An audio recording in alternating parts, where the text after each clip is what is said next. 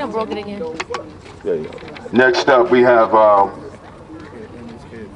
former honorary deputy police commissioner, former That's my commissioner. detective Still sergeant my commissioner. of Mount Vernon Police Department, and a real law enforcement officer. Yes, sir. Yes, sir. That's right. That's right. Retired That's right. honorary deputy police commissioner, That's right. Anthony Mitchell. That's right. Good afternoon, family. I said good afternoon, family. Good afternoon. Now let me tell you, it takes a lot for parents to deal with what they have to deal with when they lose a young one, when they have to bury their children. It takes a lot when you have to bury someone you lose to violence, regardless whether it's children or adults. It takes a lot. The one thing that you do expect is that your police department will do all they can to solve these cases. As a former homicide investigator myself, I am embarrassed by this Mount Vernon Police Department investigation and this last year. I have done investigations for over 5 years in homicide. I had worked with gangs. I had worked in narcotics as a supervisor.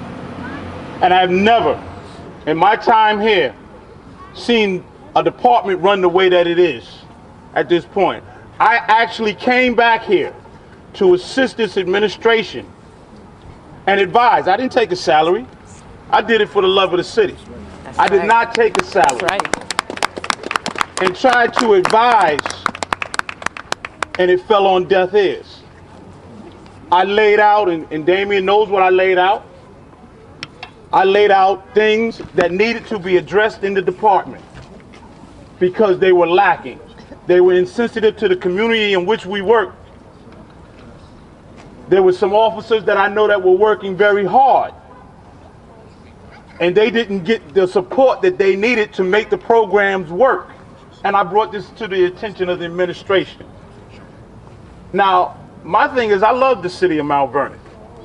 So it wasn't about $1 to me. I'm good. My kids are good, as long as they keep their grades up.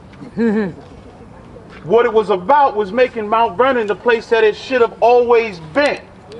That's right. And the problem that we have right now, we have too many people that are interested, that don't have no vested interest here, wanting to take things away from Mount Vernon. What you have in the police leadership, as far as I'm concerned, is inexperience. That's right. When you have a garbage man, and I don't have problems saying it, run as a deputy police commissioner, when you have an acting commissioner that does not have the experience or supervision ability to run the department. When you come in to any department or anywhere, you're doing assessments. You find out what the problem. You don't come in and trust in your friends that are in the department. You do your own assessment to find out what the problems are. A non-biased assessment. This department right now is run on cronyism, nepotism, and don't think there ain't racism in there. And misogyny. Right. So let's not get it twisted. And I tell the elected officials here, I will not let this go. I ain't got a dime in the game except for the love of my people. I have family out here, friends out here, my father, my aunts, my uncles, and I'm not about to let for 1 second y'all undermine or do less than what you're supposed to do in terms of protecting the citizens here in this city of Mount Vernon. Oh, I'm about to knock this down. Mess with Damien's new toy. You know, it's unfortunate that we pay our tax dollars. We expect the same, the highest tax dollars, mind you, In the nation. in the nation. That's right. And we get the least amount of service. We have a mayor that appointed inexperienced leadership for our public safety. That's right. That's right. Come on, people. Y'all got to make more noise than this. That's right. That's right. That's right. That's right. Your lives is on the line. We lost from 2 people for 1 year, unfortunately, to 11. That's right. You get rid of a gang unit when you got gangs in the city? Right. What was that doing? You get rid of the major case? What are you doing? I can't understand it. How are you expecting to fight crime? Then you take the people that know how to talk to the people and you don't let them work with the people. That don't make sense. I am at my wit's end. And, you know, I get calls every night. When shootings happen, people still calling me. I made a suggestion to this administration. Pick up the phone and call the commissioners that have already been here. The Commissioner Reynolds, the Commissioner Bells. Okay? Pick up the phone. Bernice Kennedy. They here. Some of them live right here. Why wouldn't you pick up the phone and get experience? Even if you wanted to keep the inexperience.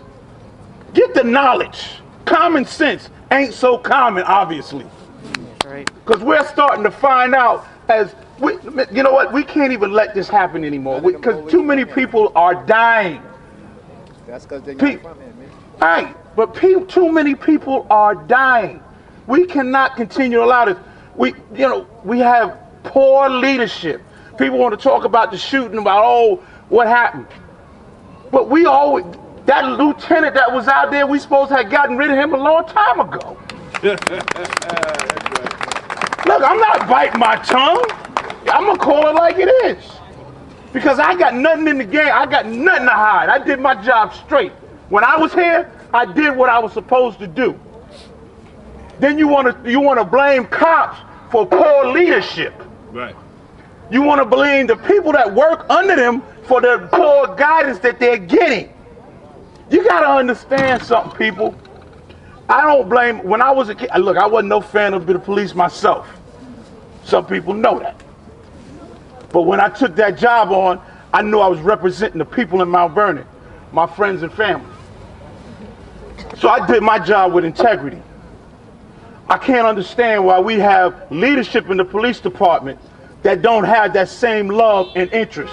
That's what I don't understand. How could you put somebody here that ain't gonna be around here at night to see what's going on? How could you put somebody here that don't know how to relate to the people on all sides of the city? It's not a black and white thing, it's a right or wrong thing. That's right. It's always been that. Don't get it twisted. You gotta know how to talk to all of us, not just some of us. You gotta know how to go out here and do the right thing, regardless of whether someone's looking or not. And that's what we don't have.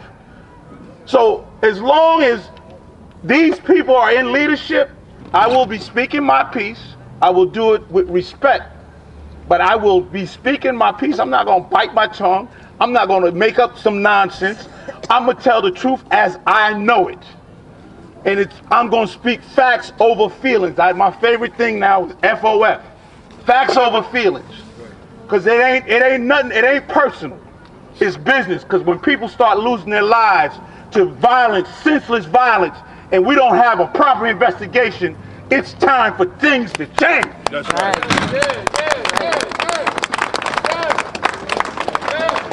Thank you, brother. I'm going to break, Mr. Shaw. Oh, okay. I'm going to break protocol real quick. And I'm going to bring on the Shaw family. Yes. They're from the Bronx, and their son was. All right. Thank you. You're Thank welcome. you. Good afternoon, everyone. This is just awesome, and I'm very glad to be here. Unfortunately, in these circumstances, and where's the mother that just came from the podium? Where you at? My love to you, baby. My love to you. Thank you. You said everything that there is to say, and I know what you're feeling, and I'm with you. I lost my son. I'm from the Bronx. I'm not a resident of Mount Vernon, but we're very close. And the same thing that's happening in Mount Vernon is happening everywhere. My son was killed here about 1.5 years ago in a murder car accident. I'm sure you may have even heard of it. Excuse me.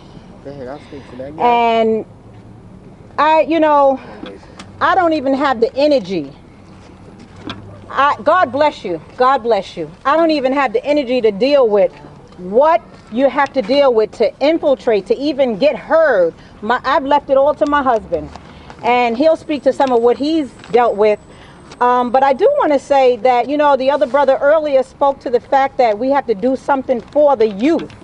And I want to say, out of the unfortunate and untimely death of my son, you know, I just thought about, I said, what could I do? What could I do? I have the anger, I have the bitterness, I have everything. What can I do with all of this feeling? And it's something that each and every one of us can do for your community. You don't have to lose a child. You don't have to lose anything. You just need to look and see the faces of these young kids, as so many of us have already expressed, the need for people to step in and mentor. We've started a scholarship foundation, the Kevin Shaw Jr. Memorial Scholarship Foundation, and we've been there for 2 years, and we've actually given out scholarships. We started out with 2 last year. This year we're giving 5. That's our goal.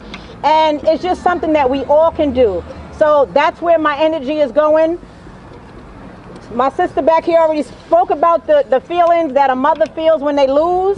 And you know, we got so many other kids of our children, kids, family that we still are that there's a need to do something for.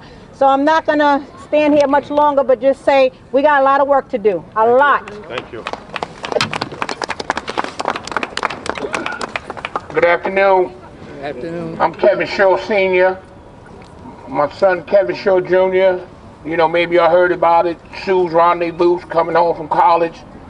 Double master turned over in the BMW, wherever it was at in Mount Vernon. I just want to say, I don't know Mount Vernon. I come from the ghetto. The hood is the hood. I've been in the hood all my life. Hood is the hood all over.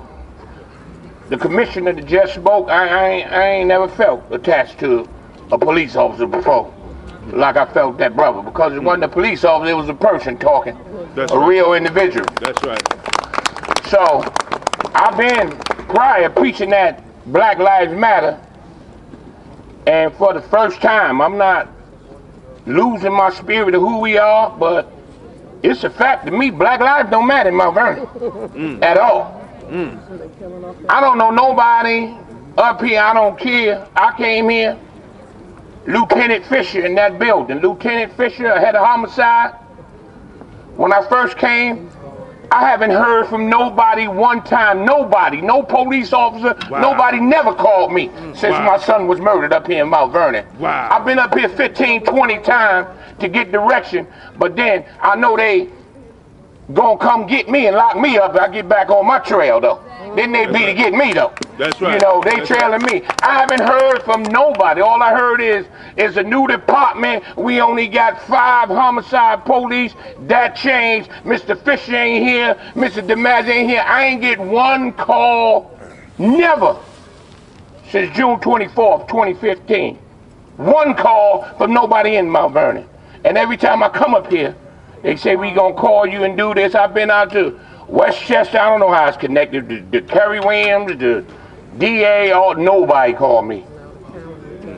I can't even get my son possessions from that night. So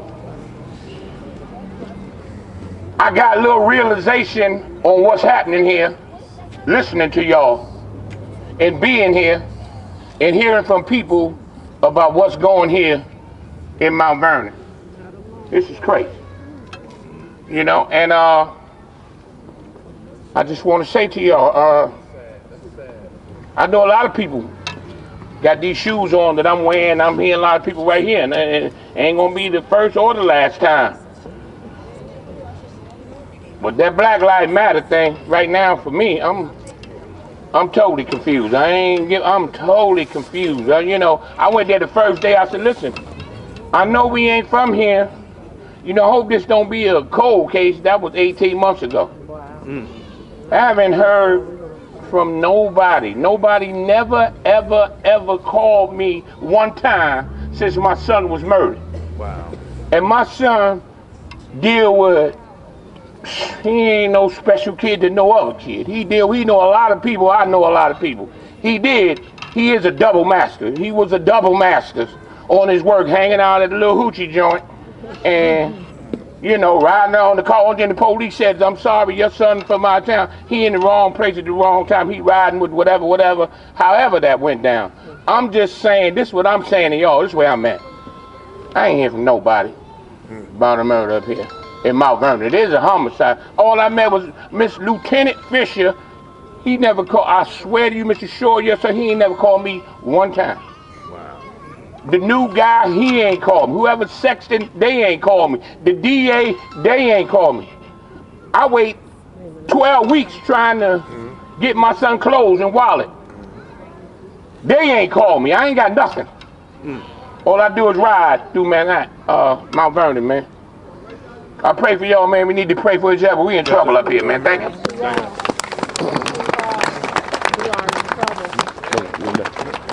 Next up is from the Grand Council Guardians. Imam Umar.